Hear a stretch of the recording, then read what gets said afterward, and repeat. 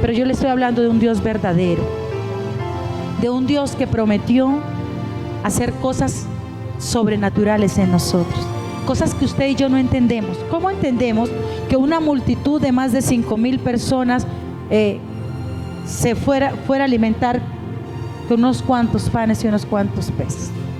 ¿Cómo entendemos nosotros en nuestra lógica humana eso? No lo podemos entender, pero el Dios de esa dimensión sobrenatural está en esta mañana en este lugar. Y yo no sé cómo Él va a hacer, pero que lo va a hacer en nuestras vidas, lo va a hacer. Yo no sé qué va a utilizar Él, pero su palabra dice que yo debo hacer algo, y es creer, porque para el que cree todo le es posible. Entonces yo no quiero darle tanta palabra a usted, simplemente le quiero decir, vamos a la Escritura, y esta semana vamos a decirle al Señor: quiero vivir bajo el principio donde tú mandas, Señor, que tú me has creado y que tú estás a mi favor, que tus pensamientos son pensamientos de bien y no de mal, que muchas veces yo quiero algo, lo pienso, lo medito y trato de hacerlo y no me sale. He entendido que si esto no está dando resultado es porque tienes algo más glorioso para mi vida, algo mayor para mi vida. Y Señor, ayúdame a comprender en esta mañana, porque quizás no puedo comprender esa dimensión de Dios, pero ese Dios que un día abrió el mar rojo, que le permitió a Moisés abrir un mar rojo, es el mismo Dios el que estamos adorando en esta mañana. El Dios que todos veían como a un David insignificante, que olía a oveja, es el mismo Dios que le permitió vencer a un Goliat. O sea, para Dios no hay Goliat, no hay gigante, no. Para Él es el poderoso de Israel, amén. Él es más que vencedor, y en Él somos más que vencedores. Bendecimos su vida, bendecimos esta semana. Yo sé que es un tiempo glorioso. Un momento, por favor. Y quiero levantar mis manos al cielo y orar. Padre celestial, yo te doy muchas gracias por este día. Sé, Señor, que vas a hacer hoy demostración de tu poder, que cosa grande va a caer sobre nosotros de parte tuya, y habrá una desatación del poder y la gloria del Espíritu Santo en esta mañana, porque tú no solo hablas a tu pueblo, sino te muestras el poder a tu pueblo. Y hoy, Señor, como pueblo, como iglesia, como familias, hemos venido no solo para recibir una palabra, sino para que acompañada la palabra haya una desatación del poder del Espíritu en cada uno de los que estamos en este lugar. Yo te lo pido en el nombre de Cristo Jesús, y sé que esta mañana va a ser una mañana maravillosa. El poder del Espíritu en cada uno de nosotros. En el nombre de nuestro Señor Jesucristo. Amén y amén. Aplaudámosle fuerte al Rey de Gloria. Una ofrenda de aplauso al Rey que lo merece por los siglos de los siglos. Aleluya. Acompáñeme por favor a la primera carta de los Corintios 2, versos 1 al 5. Primera carta a los Corintios 2, 1 al 5, dice la palabra del Señor. ¿Lo tiene? Si lo tiene, regáleme un amén y acompáñeme en la lectura. Dice la palabra: así que, hermanos, cuando fui a vosotros para anunciaros el testimonio de Dios, no fui con excelencia de palabras o de sabiduría, pues me propuse no saber entre vosotros cosa alguna, sino a Jesucristo y a este crucificado. Y estuve entre vosotros con debilidad y mucho temor y temblor, y ni mi palabra ni mi predicación fue con palabras persuasivas de humana sabiduría, sino con demostración del Espíritu. Diga conmigo: demostración del Espíritu. Vaya al que está a su lado, por favor, y dígale: Dios viene con demostración de su Espíritu y de poder, para que vuestra fe no esté fundada en la sabiduría de los hombres, sino en el poder de Dios. Leo este verso 5 de nuevo. Para que vuestra fe, dígalo conmigo, para que mi fe no esté fundada en la sabiduría de los hombres, sino en el poder. Vamos, dígalo conmigo, en el poder. Dígalo por acá en este lado, poder. Dígale el que está a su lado, en el poder. ¿En el poder de quién? En el poder de Dios. Quiero darte una breve biografía o explicación del contexto histórico en este pasaje de la Biblia. El apóstol Pablo había propuesto en su corazón y en su espíritu fundar una iglesia, escúchame bien, en ciudades donde tradicionalmente y culturalmente había muchos dioses, o había un arraigo doctrinal donde se hacía diversa adoración a diversos dioses. En este caso, una ciudad como Corinto, de ahí se deriva la palabra Corintios, muy cerca y con muchísima influencia de los griegos, la cual ellos tenían una raíz religiosa que se denominaba politeísmo. ¿Qué es el politeísmo? Es la adoración a varios, varios dioses. No era fácil para el apóstol Pablo tomar una decisión guiado por el Espíritu de ir a abrir una iglesia donde ya tenían dioses de sobra. Los griegos, los que alcancen a recordar esa mitología griega, tenían Dios para el amor, Dios para la cura, Dios de los animales, Dios de los cielos, Dios de los mares. Tenían Dios para cada uno. Eran muy responsables. Tenían un Dios para cada cosa. Y entonces el apóstol Pablo, el reto del gran apóstol Pablo, era ir a fundar una iglesia e introducir un Dios nuevo, desconocido para los griegos o para los corintios.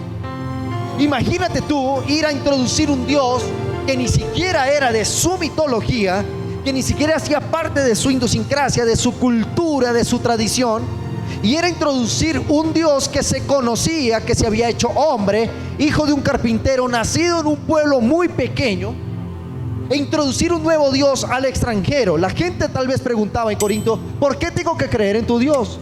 ¿Qué me ofrece tu Dios? El apóstol Pablo, guiado por el Espíritu Santo, cuando funda una de sus iglesias que más le, decimos aquí en Colombia, decían las mamás, más nos hizo guerra, ¿cierto? Uno de los iglesias que más le hizo la vida imposible a Pablo, pero que también que más amó, fue la iglesia de los Corintios.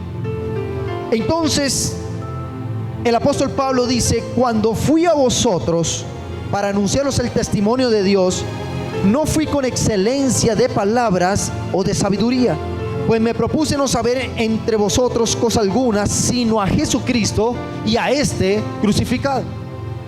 ¿Qué le quiero decir yo con esto?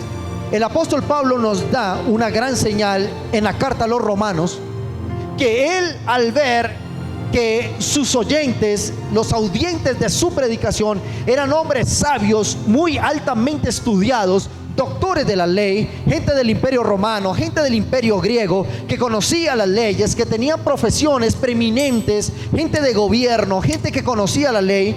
Para el apóstol Pablo le fue difícil introducir una doctrina que les llegara al corazón.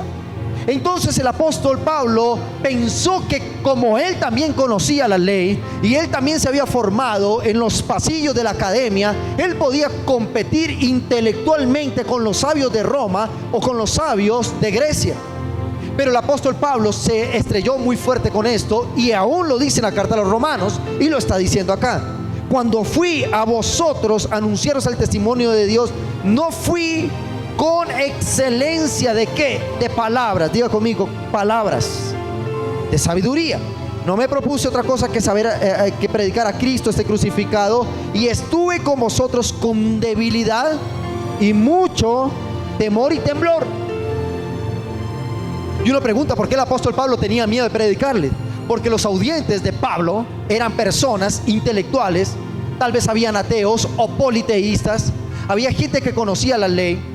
Y era difícil para el apóstol Pablo introducir un nuevo Dios. Les vengo a hablar de Jesucristo, nacido en Belén, hijo de un carpintero, se hizo Dios, murió y resucitó. La gente tal vez lo miraba como raro y decía: ¿cuál es el Dios que tú quieres introducir acá?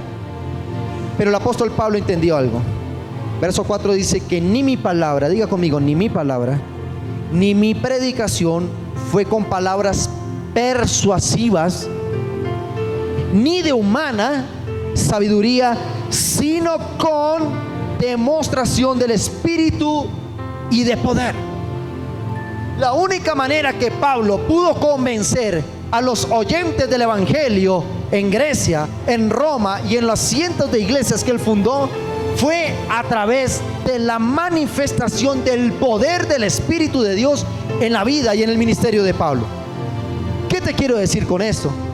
Que muchas veces como cristianos nosotros nos acostumbramos a venir a la iglesia, nos acostumbramos a cantar un par de coros, a decir estuvo bonita la predicación, se habló una palabra muy linda, salgo motivado, pero poco a poco vamos perdiendo digámoslo de la mejor manera, vamos perdiendo el sentido, si bien lo podemos hablar, de lo que Dios puede hacer a través de la expresión de la palabra. Me explico. Nos acostumbramos a oír la palabra, pero no a manifestar la palabra. No hay cosa más grave para una iglesia, para un tiempo, para una estación, para una generación, acostumbrarse a los asuntos litúrgicos o religiosos y olvidarse que lo que hacemos en la iglesia tiene poder y demostración de poder para transformar, para cambiar, para hacer algo diferente en la vida del oyente y el que creyere en esta palabra. ¿Cuántos dicen amén a esto? El apóstol Pablo dijo algo: yo la única manera que puedo convencer a esta gente que el Dios que yo predico está vivo es con demostración de poder. ¿Cuántos dicen amén? ¿Cuántos dicen amén? Yo quiero leer tal vez 6 o 7 acontecimientos que el apóstol Pablo tuvo la autoridad para escribir, que le respaldaron para escribir esta carta a los Corintios. La primera de ellos está en Hechos capítulo 13, verso 11. Hechos capítulo 13, verso 11. Y lo leo y le voy a explicar luego qué pasa con cada uno de estos versículos. Dice así, Hechos 13:11: ahora he aquí, la mano del Señor está sobre ti, te quedarás ciego y no verás el sol por algún tiempo. Al instante la niebla y oscuridad, es decir, la ceguera, cayeron sobre él, sobre un hombre cualquiera, e iba buscando quien lo guiara de la mano. El primer milagro que nosotros encontramos en la Biblia, en Hechos 13:11, por mano de Pablo, refiere a un hombre llamado Barjesús. ¿Quién era Barjesús?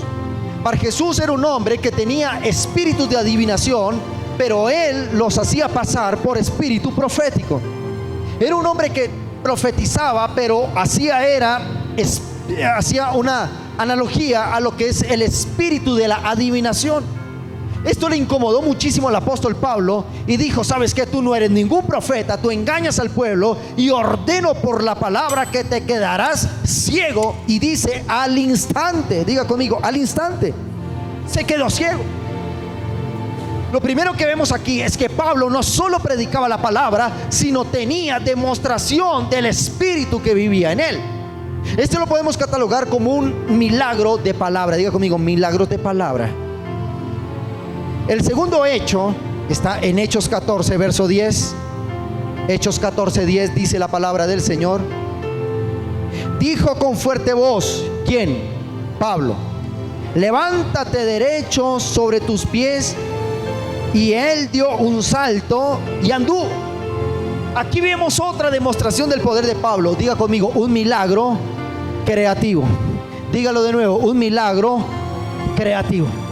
El primer milagro, poder en la palabra. Segundo milagro, el poder de sanidad en el apóstol Pablo.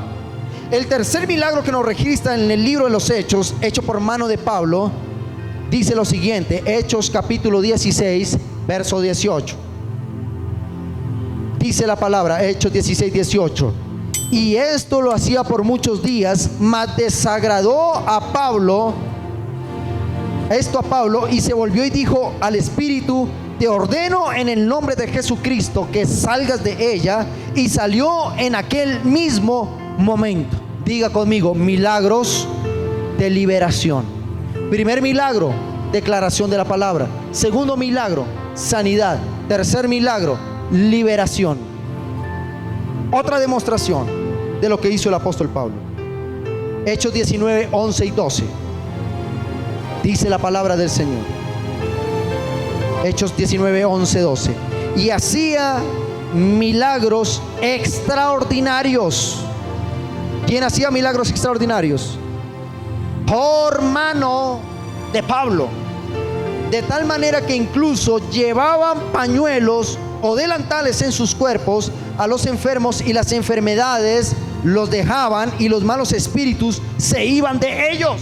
Mira qué tremendo. Déjame explicarte algo aquí. Aquí es donde entro en materia para comenzar a afectar tu corazón, tu mente y tu espíritu en el nombre de Jesús. Escúchame bien. Hoy en día hay controversia con el mover del Espíritu Santo en las iglesias. Hoy en día muchas personas critican el mover del Espíritu Santo. Algunos han llegado a denominar que el mover del Espíritu Santo, que el hablar en lenguas, que las sanidades, que los milagros, que la imposición de manos, que la palabra profética es un show dominical en las iglesias. Esto tiene que ver con que a Pablo, escúchame bien, había tanta unción y demostración del Espíritu Santo en Pablo, que aún la gente dice que él tocaba los pañuelos, porque Pablo no podía estar, era muy ungido, pero no tenía omnisciencia, es decir, omnipresencia, no podía estar en todo lado. La gente llevaba sus paños, sus chaquetas, alguna prenda, él los tocaba, los ungía, oraba por ellos. Esos paños los llevaban a casa, los ponían sobre los enfermos y eran sanados.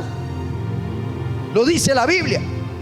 Mucha gente dice de esto: eso se llama brujería cristiana, eso se llama santería cristiana. Y entonces yo digo, ¿quiénes son aquellos que no pueden creer en lo extraordinario del Espíritu? La gente que está acostumbrada a oír una palabra, a venir a la iglesia, pero no está acostumbrada a la demostración del Espíritu Santo a través del poder de su presencia. Y no hay cosa más grave, iglesia, que nosotros hagamos parte de la vida cristiana y no de la demostración de lo que puede hacer el Espíritu en la vida cristiana de cada uno de nosotros. ¿Cuántos dicen amén? En Hechos 20, 2, 10, 12 dice la palabra del Señor, otro milagro de Pablo. Pero Pablo bajó y se tendió sobre él. Después de abrazarlo dijo: no os alarméis, porque está vivo. Y volviendo arriba, después de partir el pan y de comer, conversó largamente con ellos hasta el amanecer, y entonces se marchó. Y se llevaron vivo al muchacho y quedaron grandemente consolados. ¿Quieres saber qué pasó en este milagro? Ya conmigo, milagros de resurrección. Primer milagro, poder en la palabra. Segundo milagro, milagros creativos. Tercer milagro, milagros en liberación. Cuarto milagro, impartición del Espíritu a través de los paños ungidos. Quinto milagro, resurrección de muertos. Diga conmigo, resurrección de muertos. ¿Quieres saber qué pasó acá? Estaba Pablo en la iglesia. ¿En dónde estaba? Y estaba Pablo predicando en la iglesia. Y dice este mismo contexto, en lo anterior a esto, dice que había en esa iglesia un tercer piso, y que había un muchacho, era una vigilia, y este muchacho estaba oyendo la palabra. ¿Qué estaba haciendo? Ya conmigo, nada más oyendo palabra.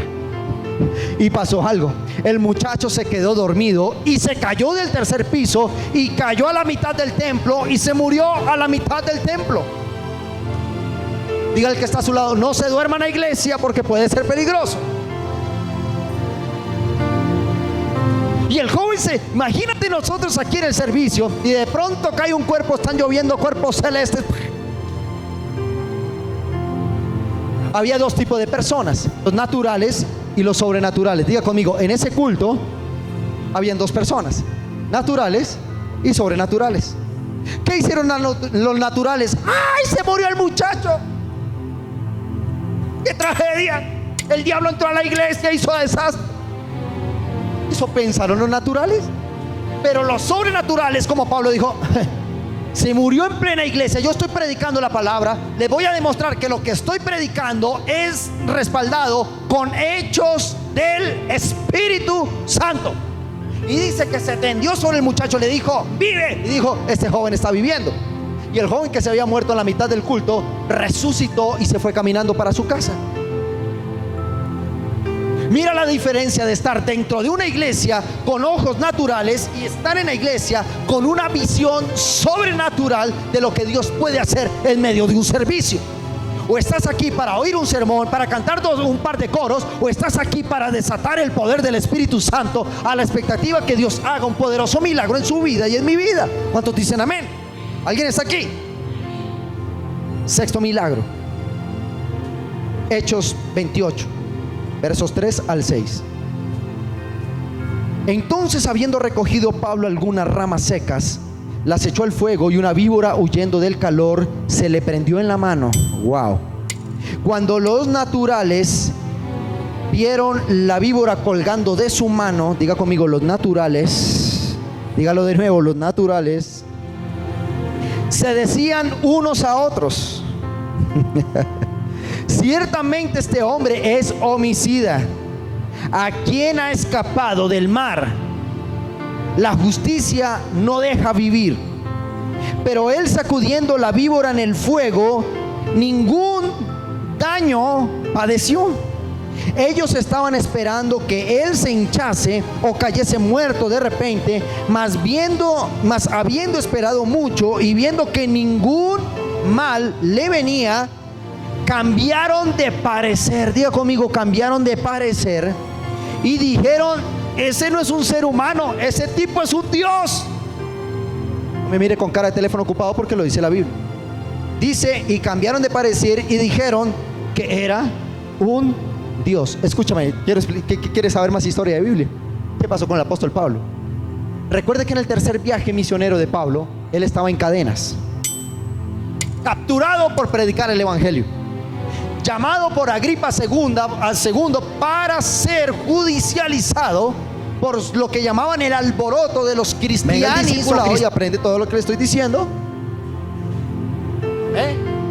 Y Pablo iba en un barco con otros presos sindicados de asesinato, de robo y cualquier cantidad de ilegalidades.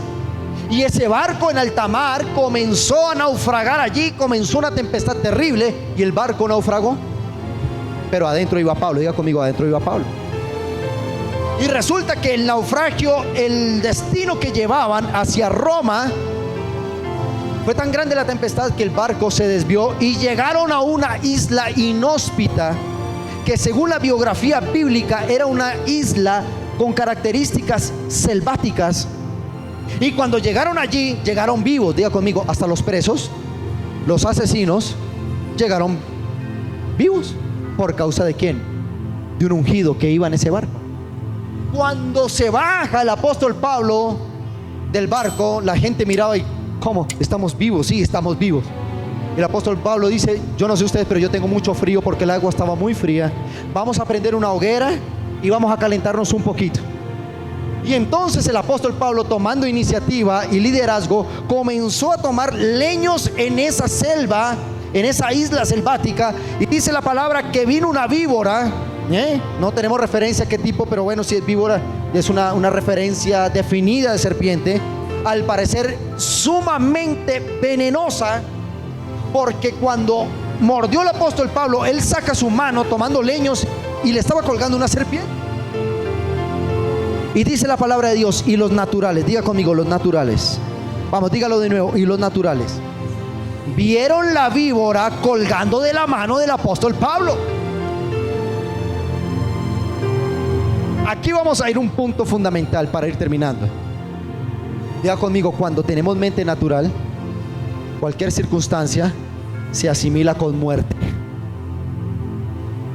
A Pablo le dijeron: pobre tipo, no vive, no haya ser humano que haya vivido por la mordedura de esa víbora. Este tipo o es un homicida o hizo algo terrible y los dioses lo están castigando. El apóstol Pablo con la víbora, yo creo que la miraba y dijo, y dice la palabra que sacudió su mano y la víbora cayó dentro del fuego. Y lo dijeron: bueno, se libró de la mordedura, pero espere unos minutos, que el veneno que le inyectó la víbora lo va a matar. Y dice la palabra que pasó el tiempo y no se hinchaba. Seguramente el diagnóstico era que esta víbora mordiera e inyectara su veneno, se hinchaba y se moría. Pero ellos vieron que pasaba el tiempo y Pablo como si nada. Cuando dijeron, este tipo escapó del mar, este tipo escapó de la tormenta y ahora escapa del veneno mortal de la serpiente, esto no es un ser humano, esto es un Dios. Los naturales pensaron, este se muere. Los sobrenaturales dijeron, ni la mordedura de la más grande víbora me puede matar, porque yo no solo predico la palabra, demuestro la palabra que predico. Estamos aquí. Entonces, lo que te quiero decir para terminar leyendo otro texto es lo siguiente: que cuando tú y yo no hacemos buen uso de la palabra que predicamos, nos convertimos en la más grande religión donde no va a pasar nada en nuestra vida. Te vengo a decir algo en esta mañana, que los próximos que tú vas a convertir al evangelio, óyeme bien, y no sé si vas a recibir esta palabra, los que se van a convertir al evangelio en los próximos días, no es solo por tu predicación, no es solo porque predicamos lindo o porque predicamos en griego, en arameo, en hebreo. No.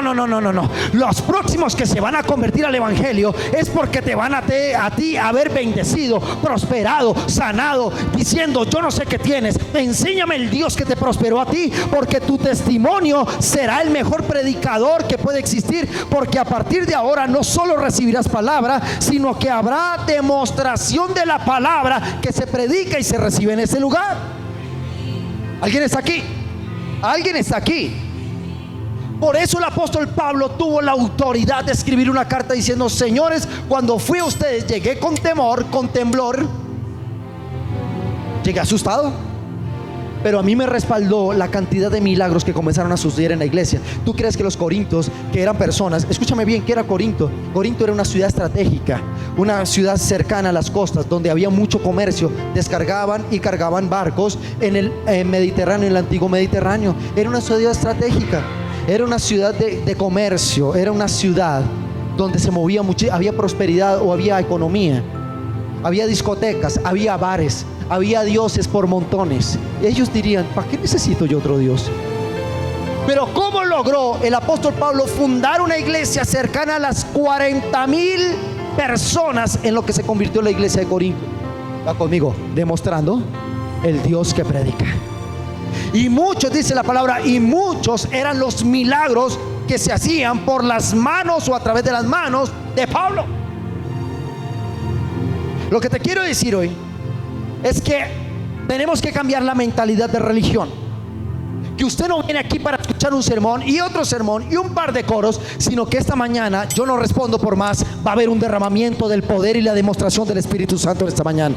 Que las sanidades, milagros y prodigios que están ocurriendo en este ministerio, que son impresionantes, mi esposa lo sabe, 4 y 5 llamadas a la semana diciendo, pastor, la palabra se cumplió, pastor, pasó algo tremendo. En diciembre soltamos una palabra. Anoche estábamos en una reunión con una familia, soltamos una palabra en diciembre. ¿Sabes qué pasó con esa palabra? Dios le decía, voy a cambiar. En el 2017 van a venir sorpresas, gente va a colocar recursos en tus manos, gente va a venir y te va a bendecir. Anoche hablando con esta familia me dijeron, pastor, la palabra se cumplió, me gané un carro 0 kilómetros de 45 millones de pesos por una emisora. 2 preguntas bien hechas y me gané un carro. Van a estrenar el carro. ¿Cómo es posible? ¿Tenía dinero? No tenía dinero, ni siquiera sé cómo voy a pagar la matrícula, pero ya tengo un carro nuevo, 0 kilómetros sacado de concesionario, me lo regalaron. Eso vino por una palabra. Y uno dice, ¿por qué ocurre esto? Una mujer viernes noche de unción vino hace un mes en silla de ruedas, no podía caminar, oramos por ella, declaramos la palabra, va a venir en estos días porque está en una recuperación de algo que le hicieron y va a venir a contar. Ella ya no va a venir en silla de ruedas, sino está caminando porque en su casa ya está caminando. Y muchas cosas están ocurriendo porque no solo predicamos la palabra, sino hay que demostrar el poder de la palabra en nosotros. ¿Cuántos dicen amén? ¿Cuántos dicen amén?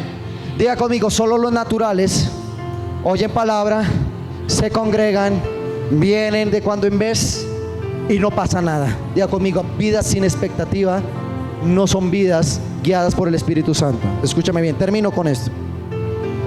Evangelio de San Lucas capítulo 1 versos 5 al 16. San Lucas capítulo 1 versos 5 al 16. Dice la palabra del Señor: hubo en los días de Herodes, rey de Judea, lo tenemos, San Lucas capítulo 1, versos 5 al 6. Vuelvo y leo el verso 5. Hubo en los días de Herodes, rey de Judea, un sacerdote llamado Zacarías. ¿Cómo se llamaba?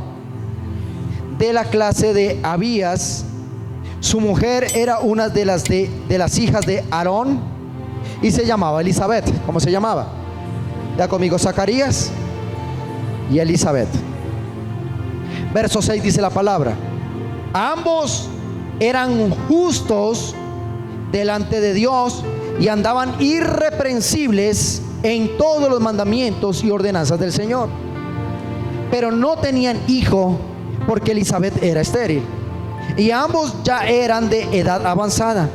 Aconteció que ejerciendo Zacarías el sacerdocio delante de Dios según la orden de su clase, conforme a la costumbre del sacerdote, le tocó en suerte o en sorteo ofrecer el incienso entrando en el santuario del Señor. Y toda la multitud del pueblo estaba afuera orando a la hora del incienso. Verso 11 dice: y se le apareció un ángel del Señor puesto en pie a la derecha del altar del incienso, y se turbó Zacarías al verle y le sobrecogió temor. Pero el ángel le dijo: Zacarías, no temas. ¿Cómo le dijo el ángel? Diga al que está a su lado: no temas. Porque tu oración, le dijo el ángel a este sacerdote Zacarías, ha sido oída, y tu mujer Elizabeth te dará a luz un hijo y llamarás su nombre Juan. Es decir, ese fue Juan el Bautista. Y tendrás gozo y alegría, y muchos se regocijarán en su nacimiento, porque será grande delante de Dios. No beberá vino ni sidra, y será lleno del Espíritu Santo aún desde el vientre de su madre. Y hará muchos de los hijos de Israel, o que muchos de los hijos de Israel se conviertan al Señor, Dios de ellos. Amén y amén. Déjame decirte algo aquí. ¿Por qué te tengo que leer esta porción de la palabra? Porque nos relata la vida de dos personas, un hombre llamado Zacarías y otra mujer llamada Elizabeth. Me llama poderosamente la atención que dice el verso 6 que ambos eran justos delante de Dios, andaban irreprensibles en todos los mandamientos y ordenanzas del Señor. ¿Qué piensas tú si yo te digo: oiga, fulano de tal es una persona justa delante de Dios y es irreprensible delante de Dios? No sé tú qué pensarías. Yo diría: el cristiano ideal, toda persona que el pastor quiere tener en su iglesia. Personas justas, personas rectas, correctas. Y en el papel eran buenas personas, servían a la iglesia. Él servía a la iglesia, ella servía a la iglesia. Y y ambos eran justos, eran una buena familia, eran una buena pareja, eran unos hermanazos. El hermano que todo el mundo quiere, el hermano que todo el mundo abraza, el hermano buena gente, el que cuando viene no tuerce la boca, sino dice: llegó el hermanazo. Eran los hermanazos de la iglesia. Pero estos hermanos de la iglesia, Elizabeth y Zacarías, habían metido al Espíritu Santo de Dios en cuadros. Diga conmigo: en un cuadro. Diga conmigo: ellos se congregaban, ellos ponían sus ofrendas, ellos cantaban coros, ellos servían a la iglesia, pero no pasaba nada en su vida. ¿Estamos aquí? Estamos aquí. Escúchame bien. Y entonces el ángel le dice: no temas, porque tu oración ha sido. Oye, escúchame bien, porque termino con esto. ¿Qué diferencia hay entre personas naturales dentro de la iglesia y personas sobrenaturales dentro de la iglesia? Diga conmigo que los naturales no creen en milagros, aunque se congreguen en la iglesia.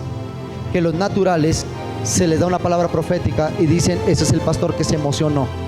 Los naturales dicen: ¿para qué esa música? Eso es danzar para el diablo. Esos son los naturales. Los naturales son los que dicen: ¿para qué una ofrenda? Eso es para enriquecer al pastor. Naturales.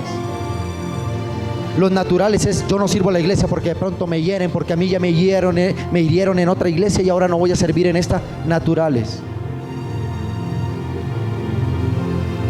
¿Estamos aquí? Pero hay otra clase de personas dentro de la iglesia que siempre que vienen dicen: Señor, no voy a un culto religioso, voy a ir a ver una demostración del poder de tu espíritu en mi vida.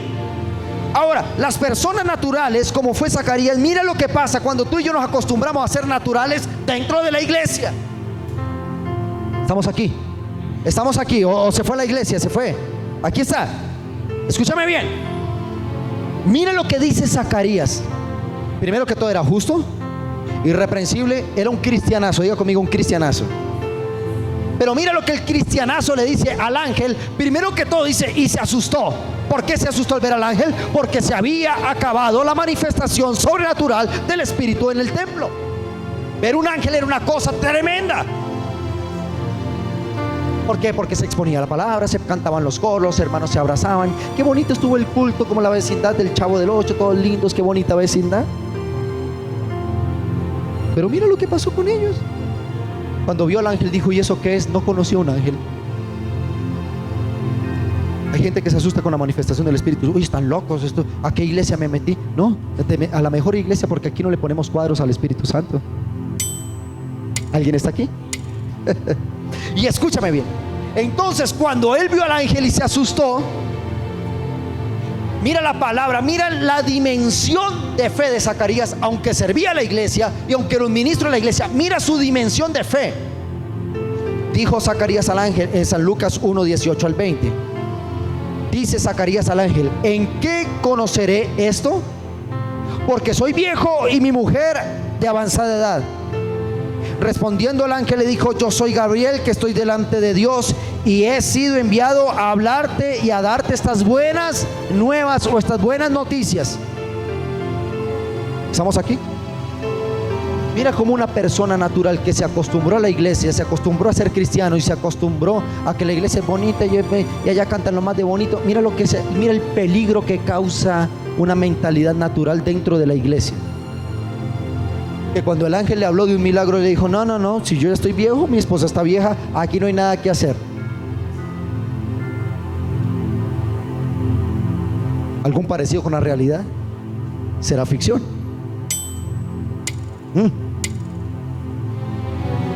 Piensa con la lógica humana.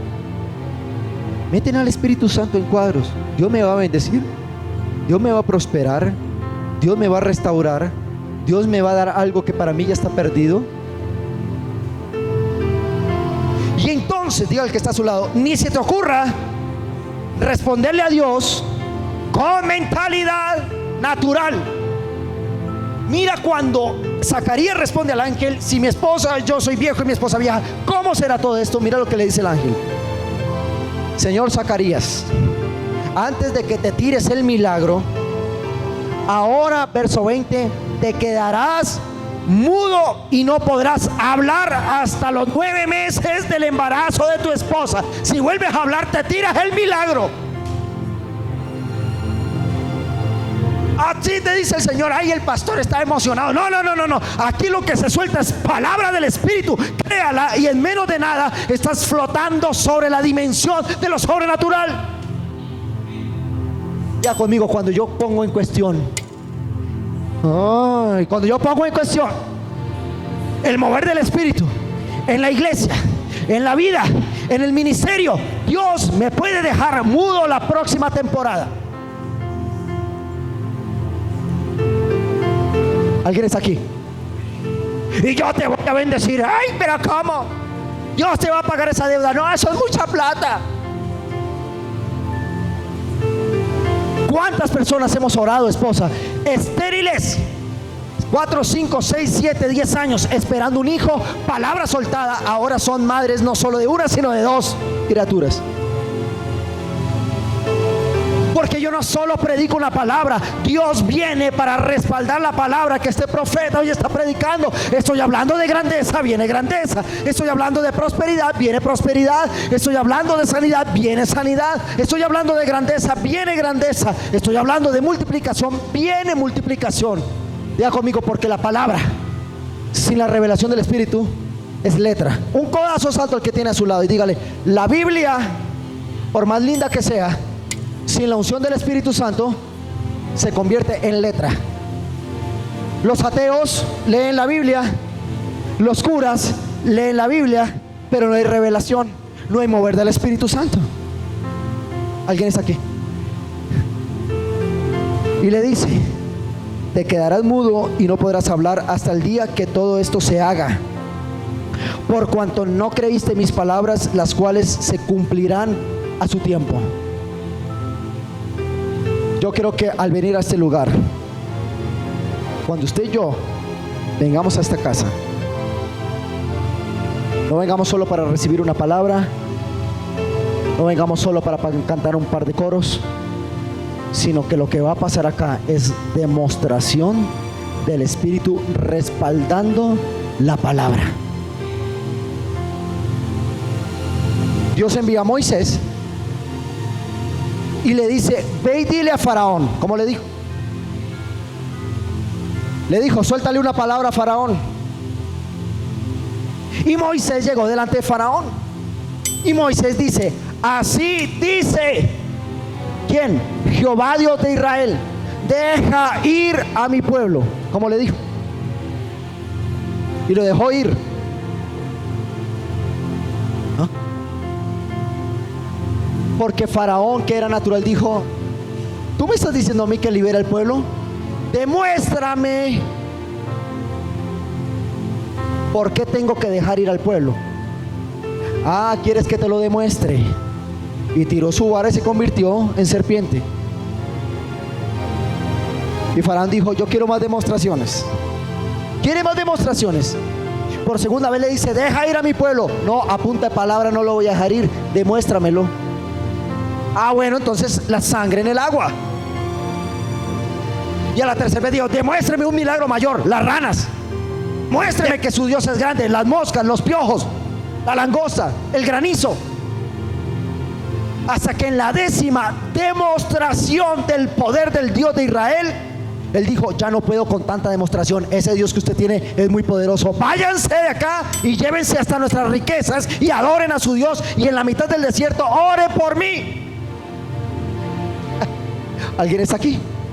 Diga conmigo: me puedo reventar predicando la palabra, pero si no hay demostración de la palabra, solo diste tu próximo sermón, que no va a pasar nada. En la iglesia tiene que haber demostración del poder del Espíritu, milagros, sanidades, prodigios, maravillas, provisión, cosas sobrenaturales tienen que pasar acá, porque Dios no solo suelta una palabra, Dios respalda la palabra con demostración de poder, para que los oyentes, digamos, no solo predican, sino que Dios se manifiesta con poder y gloria en cada servicio de ministerio mía. Así que prepárese para que todos los servicios en este lugar tengan demostración de poder del Espíritu Santo. ¿Cuántos dicen amén? ¿Alguien está aquí? Está conmigo: llegué enfermo, me voy sano. Llegaste endeudado, nos vamos a ir bendecidos. Llegaste sin expectativa de vida, nos vamos a ir con un proyecto de vida. Llegaste apagado, te vas con un avivamiento. Llegaste apagado en tu espíritu, te vas a ir con el más grande de los ministerios, porque lo que se predica acá va a ser respaldado por demostración de poder. ¿Lo crees? Vamos, Dave.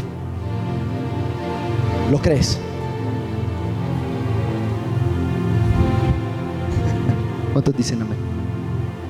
Ya conmigo: toda la palabra que salió de boca de los profetas fue respaldada con demostración de poder del Espíritu. Diga al que está a su lado: hoy se acaba la religión en mi vida. Religiones, vamos para el culto, cantamos, oímos, pero no pasa nada. Zacarías servía a la iglesia. Zacarías traía ofrendas. Era justo, irreprensible. Eso está bien. Diga al que está a su lado: no basta con ser un buen hermano, un buen cristiano. Necesitas demostrar el Dios que tú predicas a través de prodigios, milagros, señales y maravillas. ¿Está preparado? ¿Estamos preparados? ¿A qué vinimos esta mañana? A adorar, para decirle: mi adoración se convierta en demostración de poder. ¿Qué tal si te colocas en pie esta mañana? Colócate en pie esta mañana, por favor.